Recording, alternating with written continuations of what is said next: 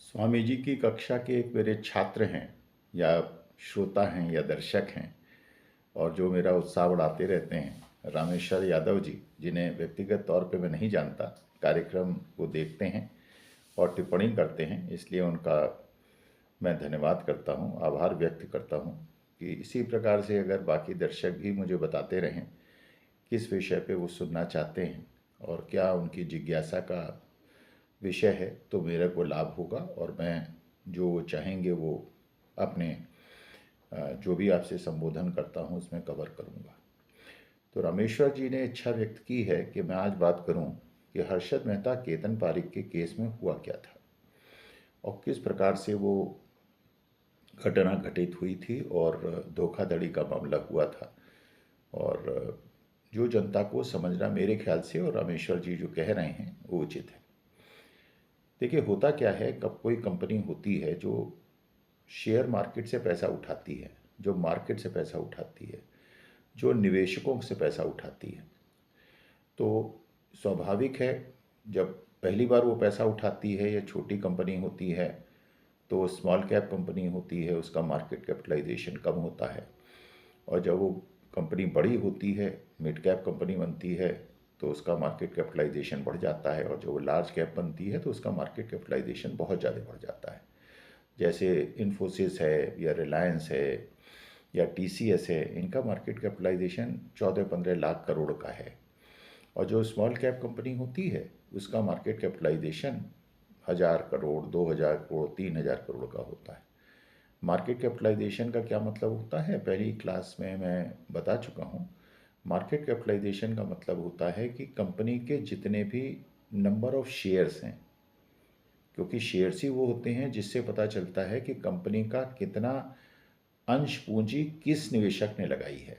मान लीजिए 100 रुपये के शेयर्स हैं और उसमें 30% शेयर जो हैं वो प्रोमोटर्स के हैं जिन्होंने कंपनी शुरू की, तो 30 रुपये के शेयर तो प्रोमोटर्स के पास हो गए। कुछ शेयर म्यूचुअल फंड्स के पास होंगे, कुछ बैंक्स के पास होंगे, कुछ इंस्टीट्यूशंस के पास होंगे, कुछ बड़े निवेशकों के पास होंगे, कुछ छोटे निवेशकों के पास होंगे। तो जब ये शेयर होल्डिंग पैटर्न को देखा जाता है कि किस कंपनी के कितने शेयर्स किसके पास हैं, तो उससे पता चलता है कि इसमें होल्डिंग किस प्रकार की है। अब मान लीजिए 30% शेयर जो है वो प्रोमोटर्स के पास हैं और 25% शेयर जो हैं वो छोटे निवेशकों के पास हैं और बाकी जो हैं वो बड़े निवेशकों के। ये शेयर होल्डिंग पैटर्न हो गया।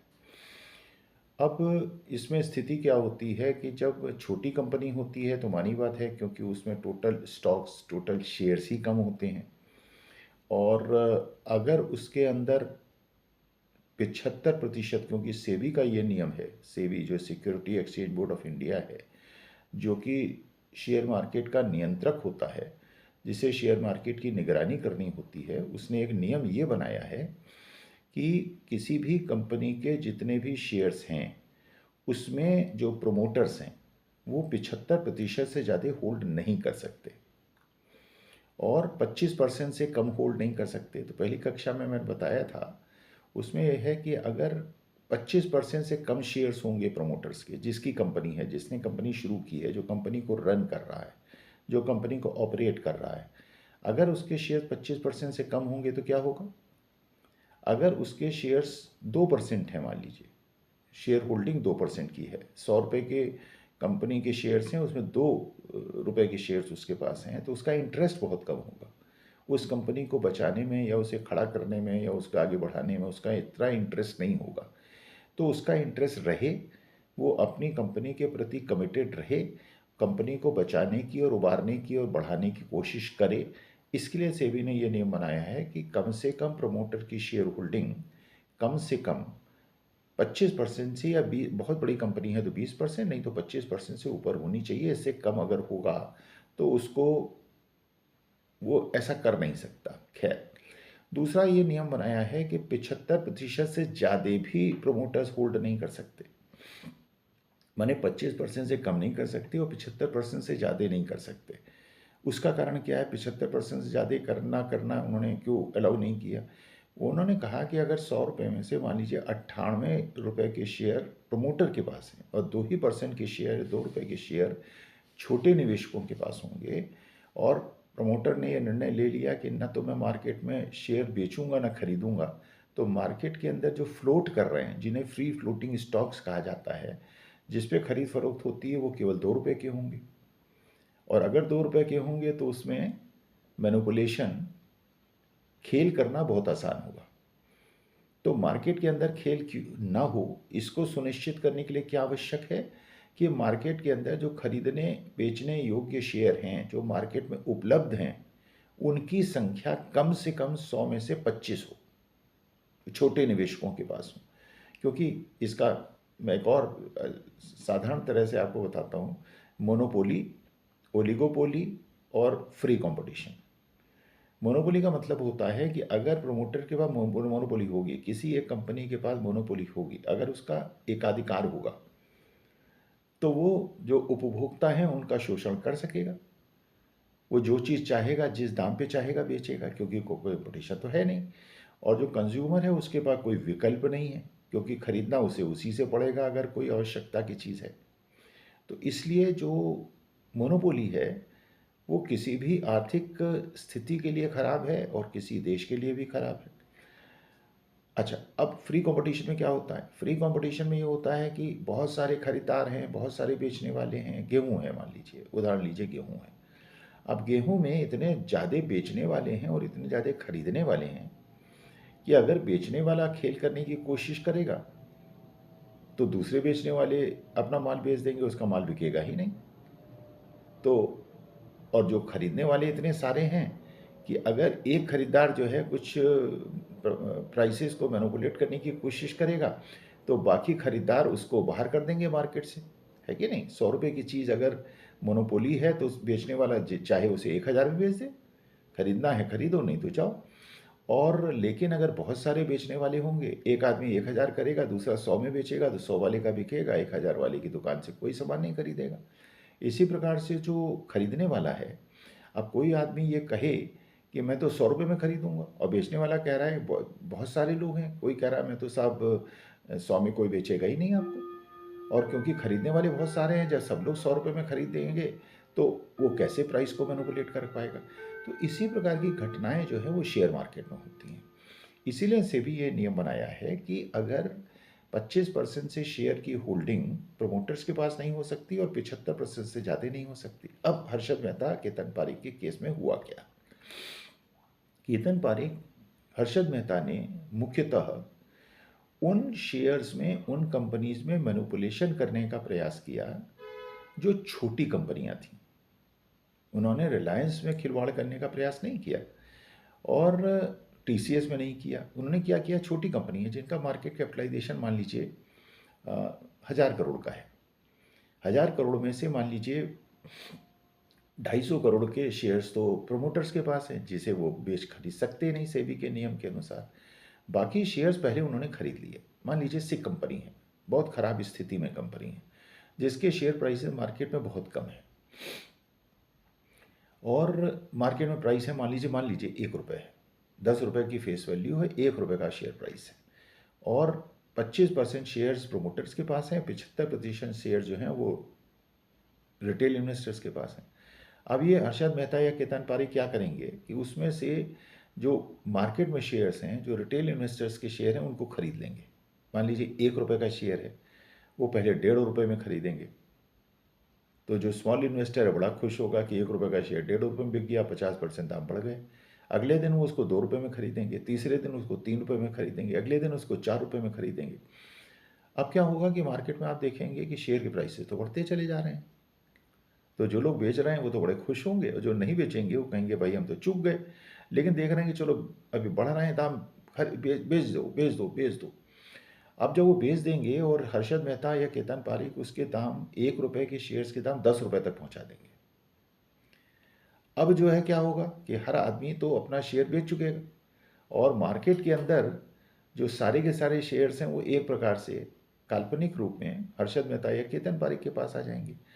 अब ये शेयर जो जिसकी वैल्यू 1 रुपये थी और जिसकी वैल्यू बढ़ के 10 रुपये हो गई, वो सारे के सारे शेयर हर्षद मेहता या केतन पारेख के पास आ जाएंगे और रिटेल इन्वेस्टर्स के पास कोई शेयर बचेगा नहीं। अब क्योंकि रिटेल इन्वेस्टर को खून लग गया है, उनको चस्का लग गया है कि भाई ये शेयर तो बढ़ता जा रहा है, देखो 15 दिन के अंदर 1 रुपये का शेयर 10 रुपये हो गया। तो वो क्या करेंगे कि चलो मार्केट से खरीदो और इसे बेचो, पैसा कमाओ, पैसा। अब तो हमारी शेयर खत्म हो गए, हमने अफसोस, हमें 2 रुपये में क्यों बेचा, हमने 3 रुपये में क्यों बेचा। वो क्या करेंगे, खरीदना शुरू करेंगे। तो एक भेड़ चाल चल जाएगी मार्केट के अंदर कि वो हर आदमी उस शेयर को खरीदने की कोशिश करेगा। और जब खरीदने की कोशिश करेगा तो हर्षद मेहता, केतन पारिक क्या करेंगे, उसे 11 रुपये में बेचेंगे, फिर 12 में बेचेंगे, फिर 13 में बेचेंगे, फिर 15 में बेचेंगे। तो इस प्रकार से जो उन्होंने शेयर, 1 रुपये का शेयर 1 रुपये से 10 रुपये तक खरीदा था, जिसकी एवरेज वैल्यू मान लीजिए 5 रुपये आई थी, अब उसको बेचेगा कितने दाम पे, 10 रुपये से 20 रुपये के दाम पे। तो 15 रुपये की रेंज आएगी। तो जो चीज़ उसकी 5 रुपये के एवरेज पे उसने खरीदी और 15 रुपये के एवरेज में बेची, कितना बड़ा फायदा हो गया, 3 गुना उसका पैसा बन गया। तो हर्षद मेहता, केतन पारिक का पैसा तो बन गया। और जिन लोगों ने ये शेयर 11, 12, 13, 14, 15 में खरीदे थे, रिटेल इन्वेस्टर्स ने, जिन्होंने बेचे थे 1 रुपये, 2 रुपये, 3 रुपये, 8 रुपये, 9 रुपये, 10 रुपये में, अब वो खरीद रहे हैं 11 रुपये, 12 रुपये, 15 रुपये, 20 रुपये में। और खरीदने के बाद इसको मार्केट में बेचने का प्रयास करेंगे। ये सोचेंगे कि पहले जैसे हमने बेचा था अब बेच लेंगे, क्योंकि मार्केट में दाम तो बढ़ते चले जा रहे हैं। अब जो बेचने मार्केट में आएंगे तो अब केतन पारिक, हर्षद मेहता तो अपना माल बेच के बाहर हो गए, खेल तो उन्होंने कर दिया। अब ये रिटेल इन्वेस्टर के शेयर नहीं बिकेंगे, और जब ये नहीं बिकेंगे तो फिर इसके दाम जो है वो 20 रुपये से 15 रुपये कोई नहीं खरीदेगा, 12 रुपये कोई नहीं खरीदेगा, 8 रुपये कोई नहीं खरीदेगा, फिर ये 1 रुपये में पहुंच जाएंगे। तो नुकसान किसका हुआ, उन निवेशकों का जिन्होंने पहले अपने शेयर कम दाम पे बेचे थे और हर्षद मेहता, केतन पारिक ने खरीद लिए थे, और उसके बाद इन शेयर्स को रिटेल इन्वेस्टर्स ने 11 रुपये और 20 रुपये में खरीदा था और फिर उसको बेच नहीं पाए। तो वास्तविकता में नुकसान किसका हुआ, छोटे निवेशकों का, रिटेल इन्वेस्टर्स का। और फ़ायदा किसका हुआ, हर्षद मेहता, केतन पारिक का। हर्षद मेहता ने एक और काम किया था, गवर्नमेंट से जो लोन लिए थे और जो उन्होंने अपने गिरवी रखे थे कागज़, वो सारे फर्जी कागज़ थे, वो एक अलग और मुद्दा था।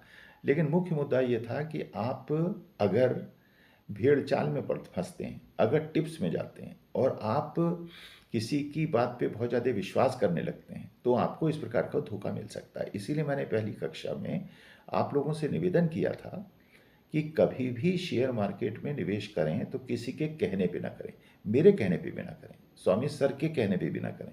पहली बात तो मैं कोई टिप नहीं दूंगा, मैं आपको किसी शेयर को खरीद फरोख्त करने की राय नहीं दूंगा, बेचने की, खरीदने की राय नहीं दूंगा। लेकिन अगर मैं दे भी दूं गलती से तो उसको मानिएगा मत। कहिएगा स्वामी साहब नहीं मानेंगे, हम तो ये मानेंगे केवल आपकी बात कि हमें शेयर मार्केट में इन्वेस्टमेंट करते समय किन चीज़ों का ध्यान रखना चाहिए, हमें क्या जानकारी होनी चाहिए, किस प्रकार से हमें खुद विश्लेषण करना चाहिए, खुद अध्ययन करना चाहिए, और उसके बाद हम निवेश करेंगे। हम स्वामी साहब किसी की नहीं सुनेंगे, और यही होना चाहिए। देखिए, आप खुद सोचिए, खुद सोचिए। अगर मान लीजिए मेरे पास शेयर्स रिलायंस के हैं, कल्पना कीजिए मेरे को बहुत सारे शेयर्स हैं, तो मेरी इच्छा क्या होगी, मेरी इच्छा होगी, और मैं जानता हूँ कि ये जो प्राइस हैं, ये प्राइस रीज़नेबल नहीं है, ये इतने ज़्यादा नहीं होने चाहिए, लेकिन मैं कोशिश क्या करूँगा कि मार्केट में रूमर फैलाऊँ ये शेयर बढ़ने वाला है, और लोग क्योंकि मुझ पर विश्वास करते हैं उसको खरीदना शुरू कर देंगे, दाम बढ़ जाएंगे, मैं बेच के निकल जाऊँगा। और जबकि मैं जानता हूँ, जबकि मैं दिल में मुझे पता है, मेरी एनालिसिस ये कहती है कि शेयर प्राइस गिरने वाले हैं, तो मेरी राय जो है उसमें बायस है, उसके अंदर मेरा इंटरेस्ट है, इसलिए मैं कहूँगा ऊपर बढ़ने वाले हैं। अच्छा, अगर मेरे पास मान लीजिए शेयर्स नहीं है, मान लीजिए रिलायंस के शेयर्स नहीं है, और मैं चाहता हूँ कि इसमें बहुत बड़ा उछाल आने वाला है, दुगना हो जाएगा 15 दिन के अंदर, तो मैं क्या करूँगा, क्या राय दूंगा। मैं जानता हूँ कि शेयर प्राइस जो है वो बढ़ेंगे, लेकिन मैं कहूँगा आपसे कि शेयर प्राइस गिरने वाले हैं। आप क्या करेंगे, घबरा के शेयर बेच देंगे। अगर आप मुझ पर विश्वास करते हैं, अगर आप मुझे बहुत ज़्यादा मानते हैं और जानते हैं, सोचते हैं कि स्वामी जी को बहुत ज़्यादा नॉलेज है और ये प्रोफेसर हैं, बुढ़े हैं, 70 ईयर्स ओल्ड हैं, तो ये क्या गलत राय देंगे, ऐसा कुछ नहीं है। गलत राय सब दे सकते हैं, सही राय सब दे सकते हैं। केवल ये है कि उनका मकसद क्या है। उनका मकसद शिक्षा देना है, आपको ज्ञानशील बनाना है, आपको समझदार बनाना है, या अपना लाभ कमाना है। तो इसीलिए मैंने अपनी क्लास में पहले ही स्पष्ट कर दिया था कि मैं, जो मेरा उद्देश्य है वो सामाजिक उद्देश्य है, थोड़ा ज्ञान वर्धन का उद्देश्य है। अपनी जो मेरी शिक्षक कि भूमिका मेरी रही है, उसकी जो कमी रह गई है उसको पूरा करना मेरा उद्देश्य है, इसलिए मैं कोई टिप नहीं दूँगा। इसीलिए मैं आपसे निवेदन कर रहा हूँ कि जो बोल रहा है सोचिए वो बोल क्यों रहा है। देखिए, जब भी आप किसी से कोई प्रश्न पूछते हैं तो उसके पीछे आपको पृष्ठभूमि जाननी चाहिए कि ऐसा वो बोल क्यों रहा है। जैसे मैं आपको एक उदाहरण देता हूँ, ये हम लोग कहते हैं कि जो प्रश्न पूछा जाता है उसका उत्तर केवल प्रश्न का उत्तर नहीं होता, वो उस आदमी को भी उत्तर होता है जो प्रश्न पूछ रहा है। अब मैं मजाक में कहता हूँ, मान लीजिए आपके दोस्त आपसे पूछें शराब पीते हो, और आपके पिता आपसे पूछें शराब पीते हो, और आपकी माँ आपसे पूछे शराब पीते हो। अब जवाब तो एक ही है, या तो आप पीते हैं या तो नहीं पीते हैं। अब जब आप दोस्तों को देंगे, हो सकता है आप ना पीते हो लेकिन झूठ बोलेंगे। आप कहेंगे हाँ हाँ बिल्कुल बिल्कुल, अरे बहुत, हम तो बिल्कुल पीते हैं। क्यों? क्योंकि वहाँ पे आपका जो रिस्पॉन्स होता है वो डिफरेंट टाइप का होता है, वो दोस्तों के बीच रिस्पॉन्स है। और क्योंकि दो शराब पीते हैं, वो चाहते हैं ऐसे लोगों से दोस्ती करना जो शराब पीते हो, तो आप वहाँ जाके कहेंगे मैं पीता हूँ, हाँ नहीं पीऊँगा लेकिन पीता हूँ। और ऐसा कुछ नहीं है, पीना कोई बुरी बात नहीं है, क्योंकि युवा को ऐसा लगता है कि शराब पीना, सिगरेट पीना बहुत अच्छा है, जबकि बहुत ज़्यादा नुकसानदायक है, शरीर को नुकसान होता है। लेकिन चलिए, उनकी भावना है। लेकिन जब यही बात पिताजी पूछते हैं, आप पीते भी होंगे, तो क्या जवाब देंगे? मैं नहीं पीता। तो ये प्रश्न का उत्तर नहीं हुआ, ये उत्तर हुआ प्रश्न को पूछने वाले के व्यक्तित्व को देखते हुए और उसके उसके अपने ऊपर प्रभाव। तो आप जब भी कोई निर्णय लें, इस चीज़ का ध्यान जरूर रखें कि जो प्रश्न पूछ रहा है उसका मकसद क्या है, उसका इंटरेस्ट क्या है। मैं मान लीजिए एक उदाहरण देता हूँ, एक और उदाहरण देता हूँ। आपको एक काम सौंपा गया कि गांव के अंदर जाके पता चलाइए कि सबसे गरीब लोग कौन है, और जो गरीब लोग होंगे उसको 10,000 रुपये दिए जाएंगे। मान लीजिए आप गांव में गए और सरपंच क्या बैठे, प्रधान क्या बैठे, और आपने कहा कि भाई मेरे को 10,000 रुपये देने हैं उस आदमी को जो सबसे गरीब है। सरपंच कहेगा कि साहब सबसे गरीब तो मैं हूँ, मेरी बीवी है, मेरे बच्चे हैं। प्रधान क्या जाएंगे, वो कहेगा मैं सबसे गरीब हूँ। नेचुरल है, कहेगा कि उसे पैसा मिल जाए तो उसे क्या परेशानी है।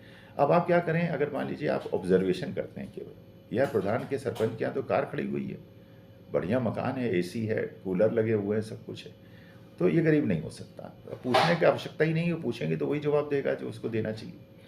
अब आप मुआयना करते हैं पूरे गाँव का, सब घरों में जाते हैं और आप देखते हैं ऐसे भी घर हैं जिनकी खपड़ेल टूटी हुई है, जिनके यहाँ खाने को नहीं है, जिनके खाने के बर्तन खाली हैं, एल्यूमिनियम के बर्तन हैं।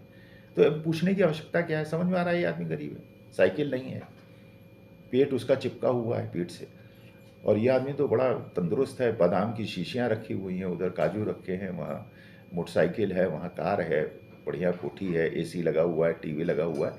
पूछने की आवश्यकता नहीं है, विश्लेषण कीजिए, ऑब्जर्वेशन कीजिए, सोचिए और तब निर्णय लीजिए। तो मेरा कहने का मतलब केवल ये है कि हर्षद